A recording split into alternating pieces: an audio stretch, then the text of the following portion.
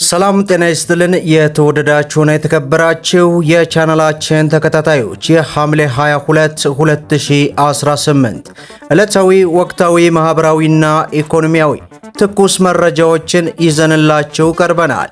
በቅድሚያም ዋና ዋናዎቹን በማስቀደም እንጀምራለን። ከመንግስት ሰራተኞች ጋር በተያያዘ አዲስ መረጃ ወጥቷል። በዚህም መረጃ መሰረት የኢትዮጵያ ሲቪል ሰርቪስ ኮሚሽን አዲስ መመሪያ አውጥቷል። ምንድነው? በዝርዝር እናደርሳለን። በሌላው መረጃችን ከቪዛ ጋር በተያያዘ ኢትዮጵያኖች በጉጉት ሲጠብቁት የነበረውን አዲስ የቪዛ አገልግሎት ሊጀመር ስለመሆኑ ተሰምቷል። ይህንንም በዝርዝር እናደርሳለን። የአዲስ አበባ ንግድ ቢሮ አስተዳደራዊ እርምጃ ስለመውሰዱም ይፋ አድርጓል። ከምን ጋር ተያይዞ ነው? ይህንንም ወደ እናንተ ይዘናል። በሌላ በኩል የሀገራችን የዘመን አቆጣጠርን በተመለከተ ሊቀየር ስለመሆኑ ተሰምቷል። እነዚህንና መሰል መረጃዎችን ወደ እናንተ እናደርሳለን። ቪዲዮን ላይክ እያደረጋችሁ ተከታተሉ። በቅድሚያም ኢትዮጵያኖች በጉጉት ሲጠብቁት የነበረው አዲሱን ቪዛ በተመለከተ አገልግሎት ሊጀመር ስለመሆኑ ተሰማ። ሩሲያ ለኢትዮጵያ፣ ለታንዛኒያና ለግብጽ ዜጎች የኢቪዛ አገልግሎት መስጠት የምትችልበትን እድል በማጥናት ላይ እንደምትገኝ የሩሲያ የኢኮኖሚ ልማት ሚኒስትር ለሀገሪቱ መገናኛ ብዙሃን አስታወቀ። ሚኒስትሩ አክሎም የኢቪዛ ማመልከቻ እድሉን ለኢትዮጵያ፣ ታንዛኒያና ግብጽ ለማስፋፋት እንዲሁም ለበርካታ ጊዜ መገንባት የሚያስችለውን የኢቪዛ አማራጭን ለማስተዋወቅ ከሩሲያ የውጭ ጉዳይ ሚኒስትር ጋር እየሰራ ነው ማለቱን በዚህ ሰዓት ዘገባው አስታውሷል። በዚህም ኢትዮጵያኖች ዜጎች ወደ ሩሲያ መግባት የሚያስችላቸውን የኢቪዛ አገልግሎት የሚያገኙበት አሰራር በቅርቡ እንደሚጀመር ይፋ መደረጉን ተመልክተናል። በሌላው መረጃችን የሀገራችንን የዘመን አቆጣጠር በተመለከተ ይቀየር ስለመባሉ ተሰማ። በምክክር መድረኩ ላይ የኢትዮጵያን የዘመን አቆጣጠር በተመለከተ የተለያዩ አማራጮች ቀርበዋል። በኢትዮጵያ የዘመን አቆጣጠር ውስጥ የሂጅራ ወይንም የእስላማዊ የዘመን አቆጣጠር ይካተት፣ ዓመተ ምህረት የሚለው ይቅርና አሁን ያለው የፈረንጆች አቆጣጠር ይቀጥል፣ እንዲሁም ከእስልምናም ሆነ ከክርስትና ሃይማኖት ነፃ የሆነ የዘመን አቆጣጠር እንከተል የሚሉ ምክረ ሐሳቦች መቅረባቸው ታውቋል።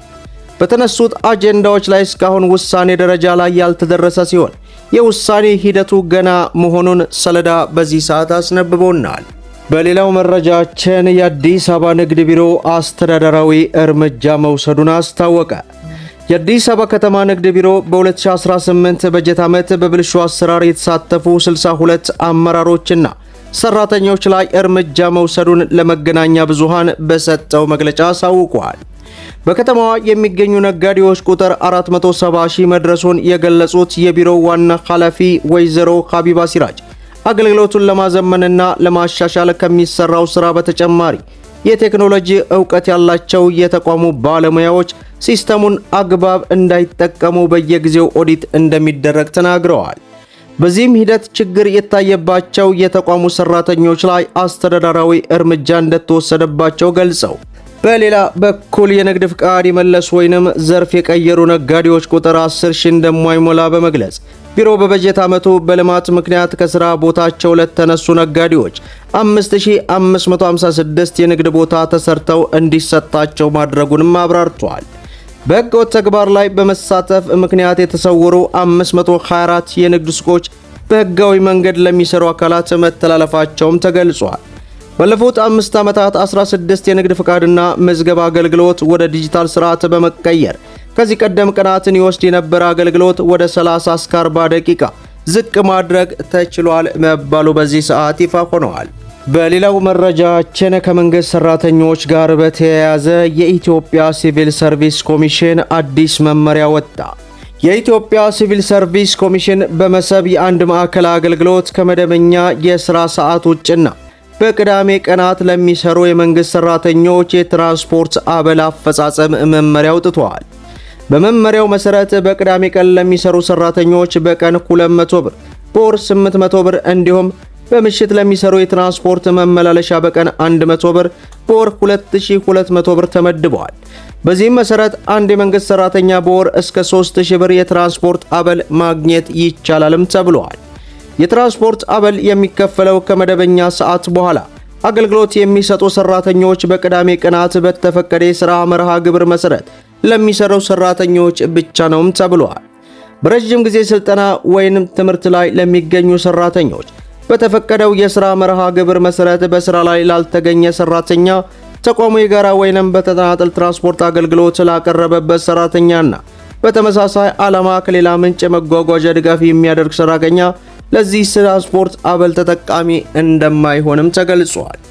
በመጨረሻም የሕዝብ እንባ ጠባቂ ተቋም ቀርቶ ህብረ ብሔራዊ አንድነት ኮሚሽን የሚል ተቋም እንዲቋቋም ተጠየቀ።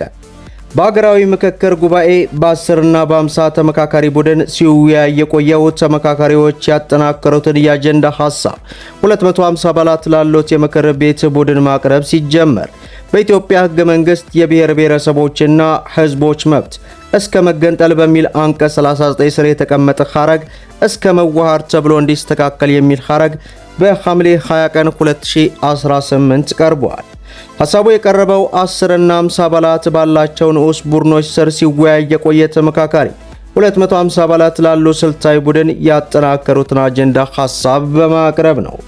በዚህም ሐሳብ ከቀረቡባቸው አጀንዳዎች መካከል የመንግስት አደረጃጀትና ቅርጽ እንዲሁም በፖለቲካ ስርዓት፣ የፖለቲካ ውክልና፣ የምርጫ ስርዓትን በተመለከተ አንዱ ሲሆን በስሩም የራሱን ዕድል በራስ መወሰን መብት፣ የብሔር ብሔረሰቦችና ሕዝቦች መብት አንቀጽ 39 ንዑስ አንቀጽ አጀንዳም ይገኙበታል። የንዑስ አንቀጽ አጀንዳ የራስን ዕድል በራስ የመወሰን መብት የሚል በመሆኑ ሙሉ በሙሉ ሳይሻር እስከ መገንጠል የሚል ሐረግ ብቻ ከድንጋጌው እንዲወጣና ባለበት እንዲቀጥል የሚጠይቁ ሐሳቦች ከ10 እና ከ50ዎቹ ንዑስ ቡድኖች በአብዛኛውም ቀርበዋል። አንቀጹን በሚመለከት ከአንድ የ50ዎቹ የተመካካሪ ቡድን በልዩነት ሐሳብ የቀረበ ሲሆን ይህም በአንቀጹ ስር ማንኛውም የኢትዮጵያ ብሔራዊ ብሔረሰብና የራሱን ዕድል በራስ የመወሰን እስከ መገንጠል ያለው መብት በሕዝቦች መካከል አንድነትና መተማመን ለመፍጠር እንዲሁም አገራዊ አንድነትና የወንድማማች እሴትን በመላው ኢትዮጵያ ለመተግበር እንዲቻል የህብረ ብሔራዊ አንድነት ኮሚሽን የሚባል መንግስታዊ ተቋም እንዲቋቋም ከሌላ ንዑስ ቡድን ሐሳብ ቀርበዋል። በውጭ ሀገራት የሚታዩ ከሞራል ያፈነገጡ ድርጊቶች ለኢትዮጵያ ገብተው ቦታ እንዲይዙላቸው በሀገሪቱ ሕገ መንግሥት የሕዝቡን መልካም እሴት የሚጠይቁና ከሞራል የሚቃረኑ ጉዳዮች በግልጽ የተከለከሉ እንዲሆን መደንገግ እንዳለበትም ሐሳብ ቀርበዋል። በዚህም አማራጮች ከዚህ በፊት የነበሩ የምክክር ሂደቶች ከሕዝቡ በራሱ የወጡ በመሆናቸው ተንጸባርቀው እንጂ ገደብ አለመቀመጡም በዚህም ሌሎች ተጨማሪ ሐሳቦችን ማካተት እንደሚቻል ገለጻ እየተደረገ መሆኑን 5፣ 10 ወይንም 60 አማራጮች ማቅረብ እንደሚቻልም ጠቁመዋል። የክልል ጉባኤ ድልድል ባለፈው ሳምንት ወደ ዛሬ መደረግ ሲገባው አንዳንድ ግልጽ ያልሆኑ ብዥታዎች ስላሉ እስኪጠሩ እንዲቆም መደረጉን አክለው መናገራቸውን ሪፖርተር በዘገባው አስነብቦናል። መደመጥ ያለባቸው ወሳኝና አነጋጋሪ የሆኑ መረጃዎችን ይመስላሉ። ቪዲዮውን ላይክ ሸር አድርጉት እያልኩ እስከ ፍጻሜው ድረስ አብራችሁን ስለቆያችሁ ልባዊ ምስጋናችን ይሰጠን። በሌላ ቪዲዮ እስከምንገናኝ ወሰላሙ አለይኩም ወራህመቱላህ።